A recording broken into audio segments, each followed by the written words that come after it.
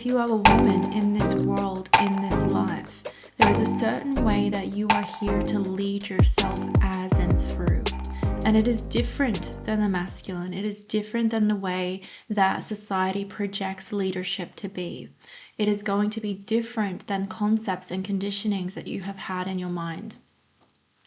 Now, I was going to pre-channel this information and teach from there.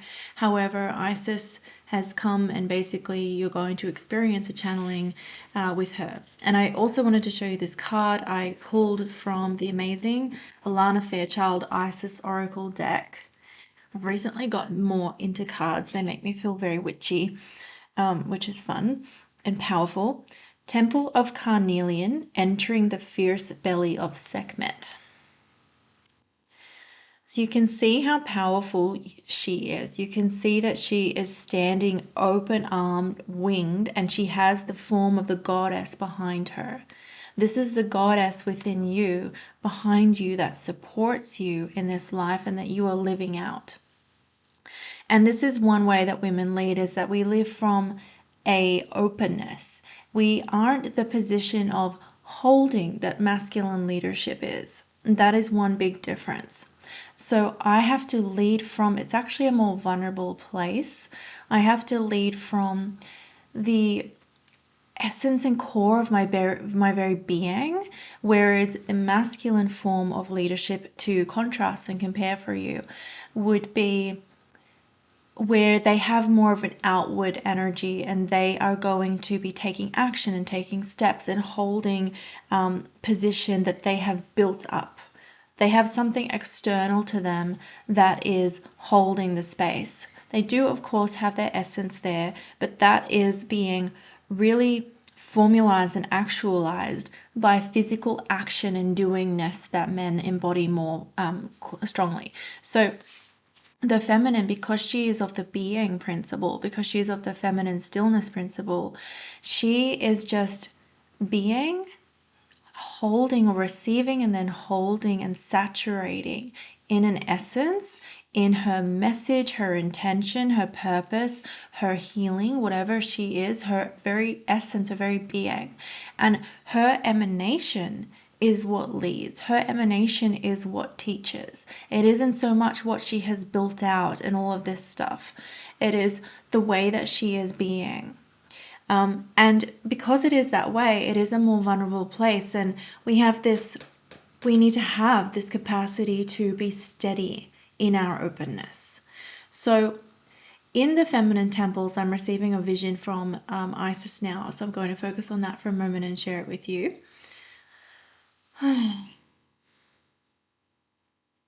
So Isis is showing me imagery of women in sisterhood, in the priestess sisterhoods, lining up to be anointed by the high priestess and by beings like Sekhmet and another bird-headed being.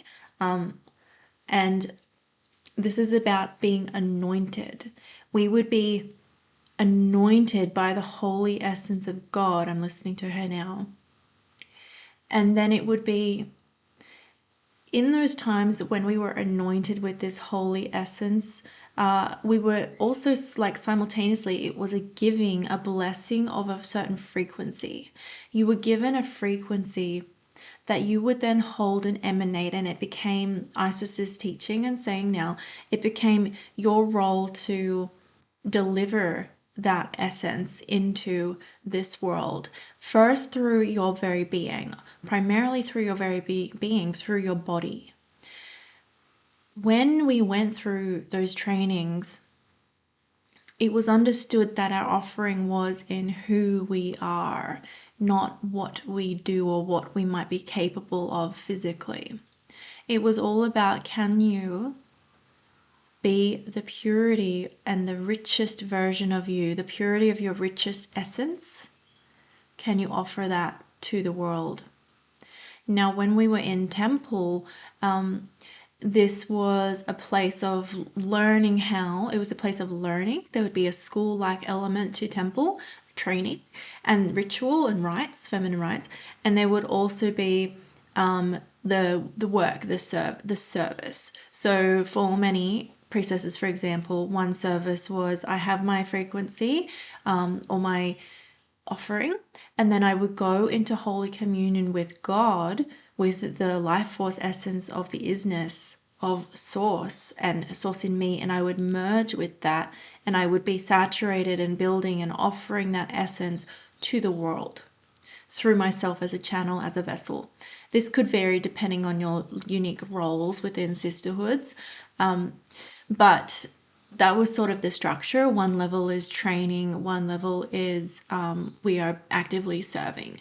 You know, another form, for example, was going out into the community and delivering, you know, messages like energetic reports, like, you know, being an oracle, lots of different roles, you know, just being of service, helping the community.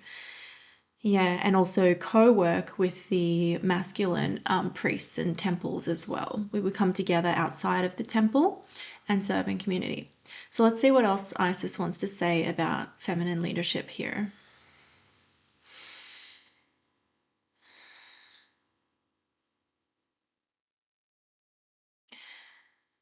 Oh, wow, that's so real, and I feel it. I feel it in my womb. Wow. I feel the depth of what she has just shared, that I'll say with you now, the meaningfulness, the impact of it, the realness, the truth of it. Isis said and says that for women, we have like this programming in our brains that is a false illusion that we have to be more than what we are. That like, she was showing me how like you're a woman and you have like that beautiful frequency of your essence inside of you, but we basically externalize our purpose and our service and our power and our worth, the fact that we matter, and we externalize it into this. And I'm seeing this like this field of like illusory thoughts, beliefs, energy around the head. And we come up into the head away from the womb and the heart and away from the body and the essence within. And we come up into the head, and you start to, the impact of it was this vision of this woman just like spinning around, like we've all just been like spinning around in this like, where like, oh, do I matter over here, like oh, I'm trying to touch it, trying to get to your purpose, trying to make it work and put it together, and like, okay, now I'm enough, like now I'm worthy, okay, like I've done the thing. And we actually create a wastefulness of our energy, because the step further of this, not just that it's happening inside of you and that's not good and that's horrible, is that then we waste our energy by masculinizing our purpose or our emanation, and like try to take all this intangible, because it's inside you, but this intangible kind of illusory idea of our purpose or the way that we matter in this universe, and basically try to prove our worth by doing stuff and by living in a kind of masculine way. The masculine is externalization, it is a protruding energy, it is a building energy, it is a form, it's about form energy. No, you are here, and what is here inside of you now is that feminine emanation within you that is so rich in its fullness and its worth, and the fact that it matters, and the fact that you are enough no matter what you do or possibly could do or not do. All you have to do, all you are here to do, is to get in touch with it, and in that way it naturally builds. In this context, build is not quite the right word, because it's already here. You don't have to build it up, but you have to allow it more fully, allow it to also adopt it as your truth, adopt it as your home. Isis is talking about now, adopting it as your home inside of you. And in that way, it's not so much building energy as it is saturation energy, and it comes into you and through you. And then, you know, this is how women do the sort of work in the 3D, is then we get saturated in this, and then it just naturally overflows into like our daily life, the things that we do, the physical, the way that we express our masculine pole. It is saturated in that feminine emanation first and foremost. Wow, I'm just really moved by, and I hope you are too, by the fact that we have been so conditioned, and I feel the like sort of concern almost, or not concern, but like a deep compassion, a deep awareness and a deep compassion coming from Isis, because there's a concern is like, I remember the power of my children and they have forgotten, and she loves you. She loves you. You are her child. You are her daughter, you know? And it's like, my daughter doesn't remember. May she remember. May she remember who she is. So that is Isis's love for you coming through. So in order to lead your personal life, in order to have, which means in order to have a fulfilling life, in order to reach your full potential in your positive, loving relationships, in the things that you do want to desire, that you do manifest and want to desire, the things that you want to succeed at, the everyday moments in life. In order to have those things, you have to come into the saturation of your being first. You have to come into communion and cohesion. Isis is talking about cohesion and merging with the true essence within you. Oh, that's potent. And for women, there's a concentrated place and methods of doing that through the womb space, the heart space, even the throat and the third eye. But if you want to sort of feel into this, I would invite you to, on a very basic level, just start putting your hand on your womb area and one hand on your heart when you meditate and things like that. And really just be with yourself and play with that and see how that feels. It will bring you home to yourself. And see what else Isis would like to say here. So Isis is saying that it is a choice to remember who you are, to do away with the illusions, the false prophets, the light of this world is actually found within you.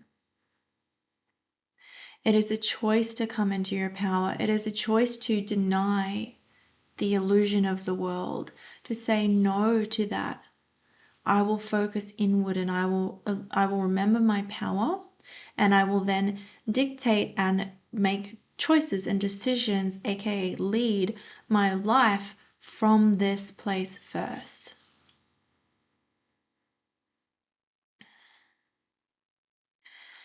Women, we have come here at a very special time as well. You have come here at a time where the Sophia, the feminine essence, the feminine Christ consciousness, is starting to move through the layers and penetrate the energetic fields of numbness that have been cast over you and cast over the world. And it is starting to come back home to Mother Earth and to yourself. You are the channel, the vessel for this to come into the earth. It comes first through the womb of youth and then into the womb of the earth. Your role here is very, very important.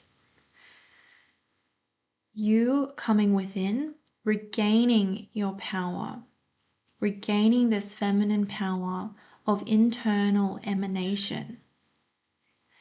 It is the sanctity of this world. It's going to sanctify the world. It is going to change the world. Oh my goodness, I love that. I'm obsessed with that. Wow.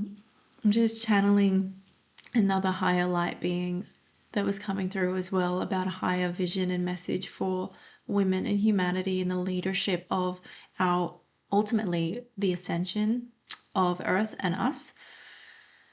And that just really moves me so much. Okay. We have a huge role, and on a more human note, it has been an agenda to do away with this power. Okay, for women to not remember this power.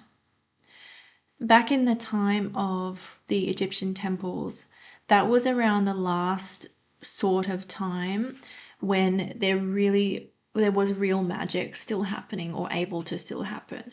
So the Egyptian era was right after the fall of uh, uh, there was the fall of Atlantis in the previous density of Earth, and then the place of Egypt took on Atlantean survivors and things like this. So there's like a lineage that was still going there from the Atlantean time cycle. And that meant that magic was still very tangible. So what happens with magic, as like if a density shift happens or if a descension happens, is that when we're in like a different higher timeline or higher density, like Atlantis or something like that, you can like, you could like, I don't know, emanate a frequency, and then, if you had training, you could turn into a bird. This was something that some of the priestess women could do, for example. I just spun my thing. How cool is it? It's a fidget spinner. Look cool. Whee! You could turn into a bird. You could shapeshift. Okay. You could move the elements and generate them out of thin air. Now, people can still shapeshift and people can even still manifest things out of thin air, but it requires a much higher level of focused energy, concentration, skill, purity. So magic becomes more third dimensional, energy becomes more subtle and less tangible. So Egypt was kind of the last lineage of that and being able to work like that, and also the time in the world when that density shift was still fully solidifying.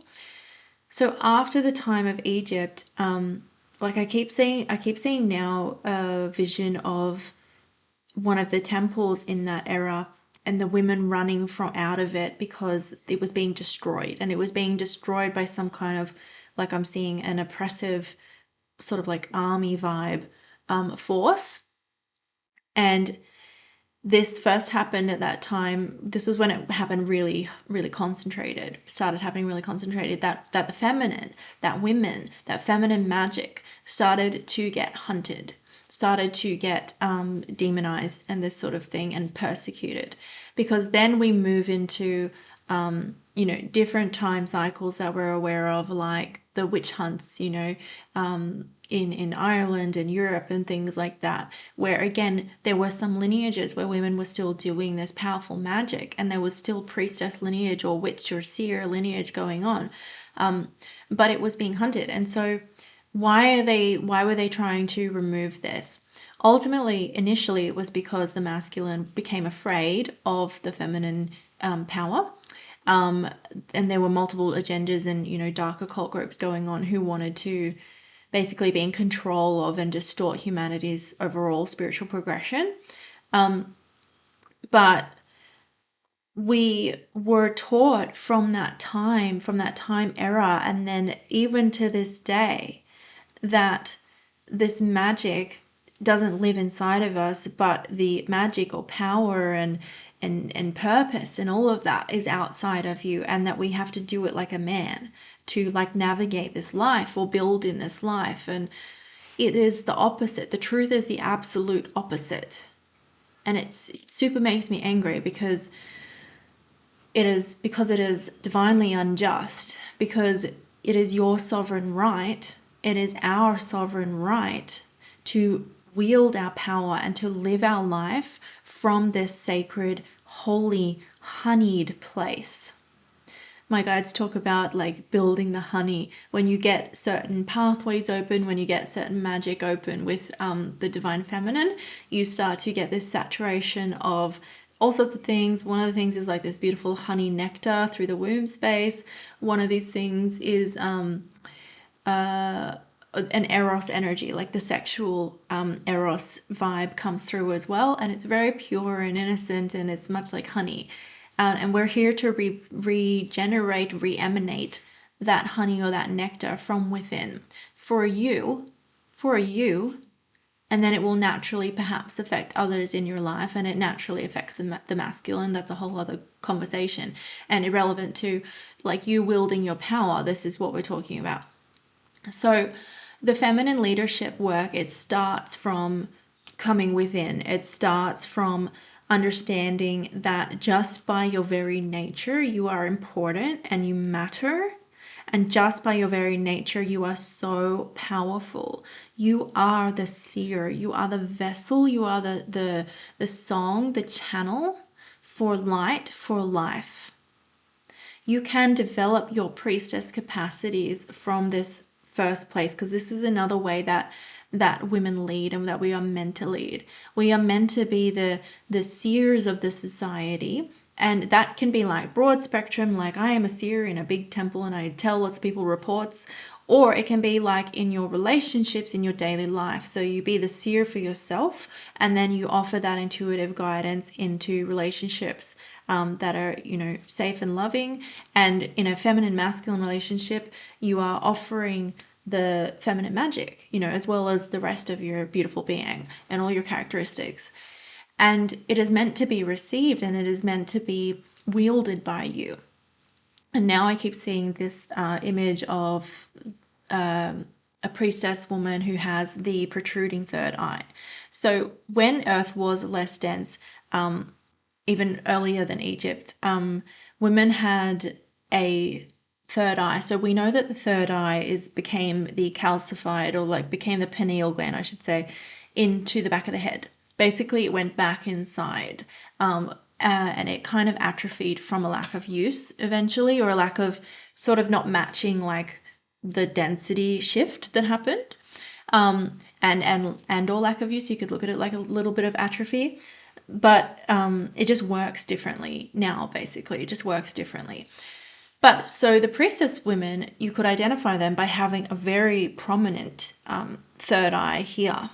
And it was, there was certain ritual that was undergone around that and honoring of that. And yeah, it was amazing.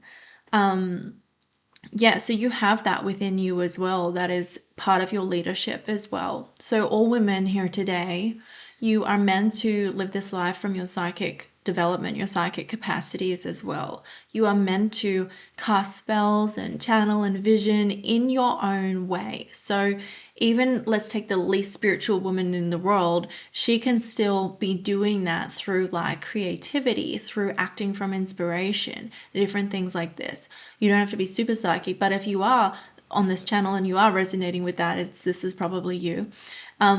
You are meant to navigate your life from your psychic position. This is your seat of power. And also our psychic capacities, they develop from the foundation of that is I want to be in tune with my essence and my holy emanation, and I want to be saturating in that. And then I can wield this power, and these centers open, and lots of clarifying and healing happens for them as well. Because you're in touch with your true spirit and your magnetism and lots of different things. And yeah, so as a woman, how do we lead? It is from the intuitive place. It is from a wise place. It's actually from the combination of intuitive, like pure intuition, which is just, I know what I know, I see what I see, and that is what is. It is the truth. I sense the truth. I am the truth, and so it is. And also wisdom. Wisdom coming from, I guess, the feminine having a certain capacity for depth and insight and perspective that the masculine does not have, or has a bit less of. That is what we have. That is what we can bring. And when you combine wisdom and intuition, also with the a drop or a few tablespoons of the masculine intellect and intelligence for grounding and structure and integration, that is a powerful woman. That is a powerful leader. And it's so amazing what happens when you fully take responsibility for the fact that you're a psychic being, that you are open to guidance at all times, that you can commune with your essence, that you are a witch, a seer, a channel, a creative and inspired vessel, and that she is within you and you are the goddess. If you live your life from that, wow, your life really, you operate differently. So on that note, another part of that is that women have been in persecution for these capacities. And I think that's what Isis was bringing it back around to with the, like, the eye vision that I was seeing. She wanted me to talk about that. So I'm going to listen to her for just a moment.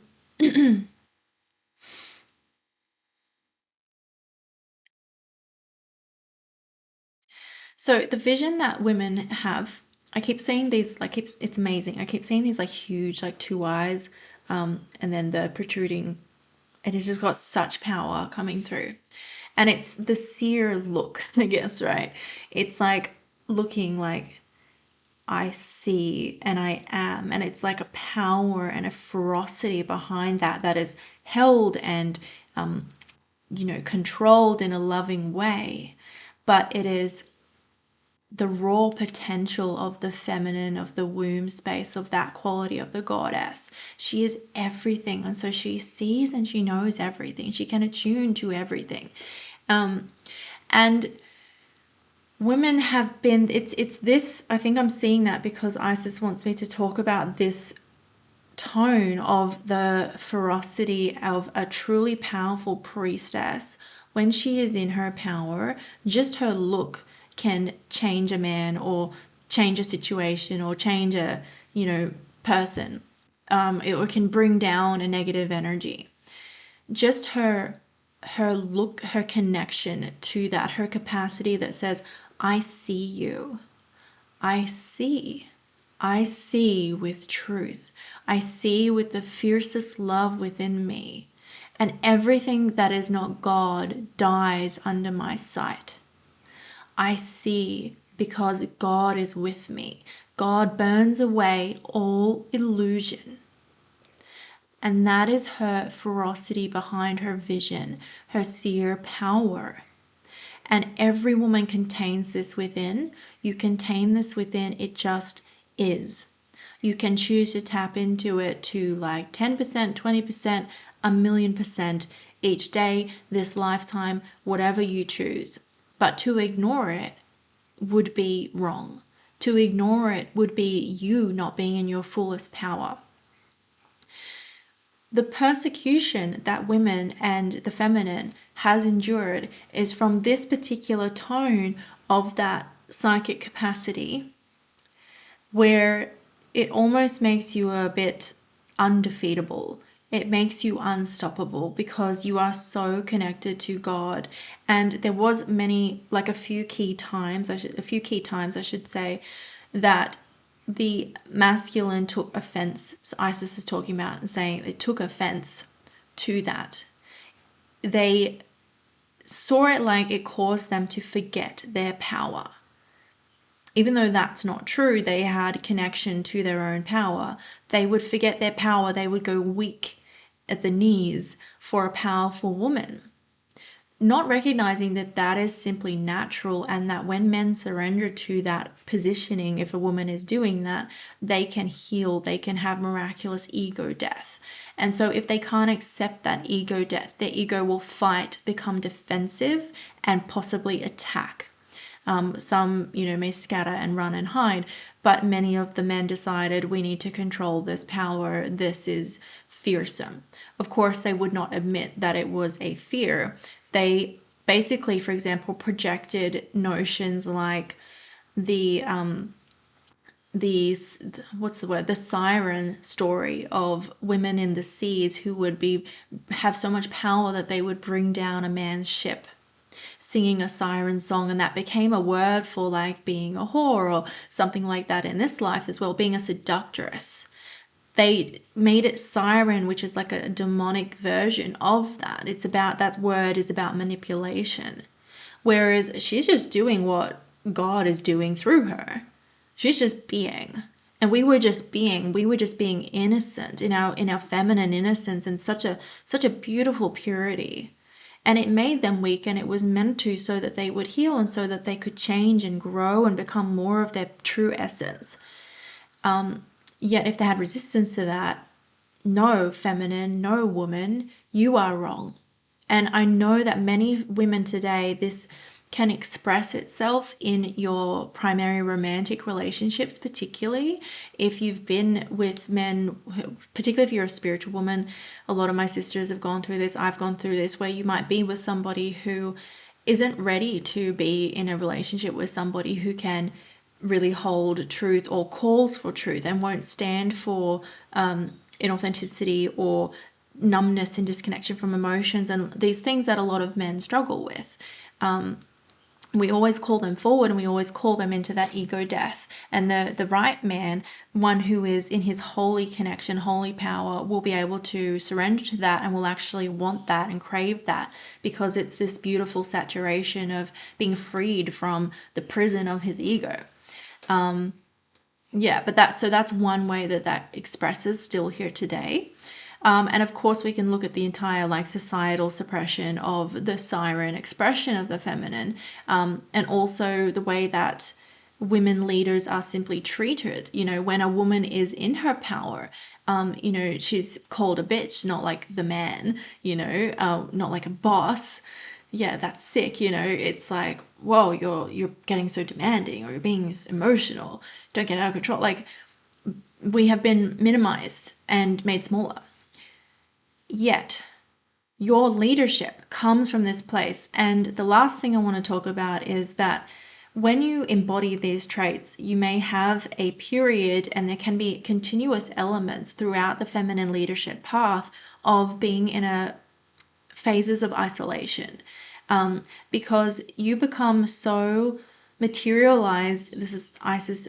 You become so materialize, as in it becomes your true form. It's gone from emanation to saturation to actually manifest, and it's who you are and in your body and everything that materialize into these capacities and power, that people can be uncomfortable around it, and that you require a certain kind of person, a certain level of power to meet you there.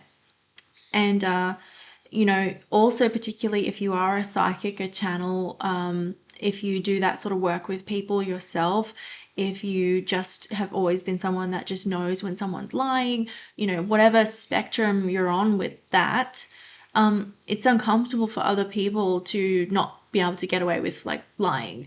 It's uncomfortable for them to just be in that light, even if you're not saying or doing anything, even if nothing's happening. There's an energetic friction that can happen if they're not capable of like allowing it and surrendering and, you know, again, wanting it. When you are in your power, whether you're a man or a woman, you want people who can like call you out when you're lying or see the truth and make you better and make you lose your ego again and again, because you're on that path together.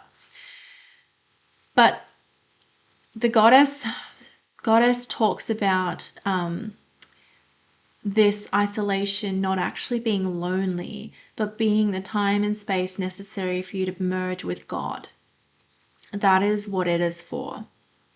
You are technically alone from other people, but you are the opposite of alone. You are like, it becomes like you are merged with God and also the holy communion of angels and everything that is actually life that is around you. And you remember your position, Isis, you remember your sacred position in this realm, in this world, and that importance of the feminine, the importance of you holding that and remaining in that feminine leadership. So that is what I have for you today. I really want to invite you to step into your power from this, to ask questions like, where am I not fully owning my leadership? Where am I holding back truth? Where am I not taking enough responsibility for my psychic capacity that I have as a woman? Do I lead from that place in my life? Could I be doing it more? Do I want to do magic and stuff like that more? What would be a fun way to do that? I want you to get into this, because the more women that do this, the more love that this planet will have and that your life will have, and the more loved you will feel, because you will be attracting the life that you deserve. And that is what is most important. Okay? And you are the feminine power. It is just so needed. I also want to invite you, if this feels activating, if this feels like it is calling you, if it feels resonant, to message me on Facebook or my website, becsahasrara.com/contact, to join and have information about Circle of Isis. This is why I created Circle of Isis. It is a training for the feminine, fearless leader. It is going to be particularly helpful for women if you are in a spiritual business and you want to hit a next level. You know there's a next level, but you haven't quite fully got there and you're trying to level up. It is going to be particularly helpful for women who want to be able to hold this power to be in full expression. Isis wants you to come home to your voice, to come home to your authentic confidence and magnetism and live your life from that place. And you will call in all of the things that you desire, the success in your purpose, the right clients at the right time, the right opportunities at the right time, the magic, the psychic capacity. We are going to be training the psychic capacities. We are going to be training our capacity to hold more in business and leadership. We are going to be training ourselves how to be saturated in our feminine essence and live our life from that.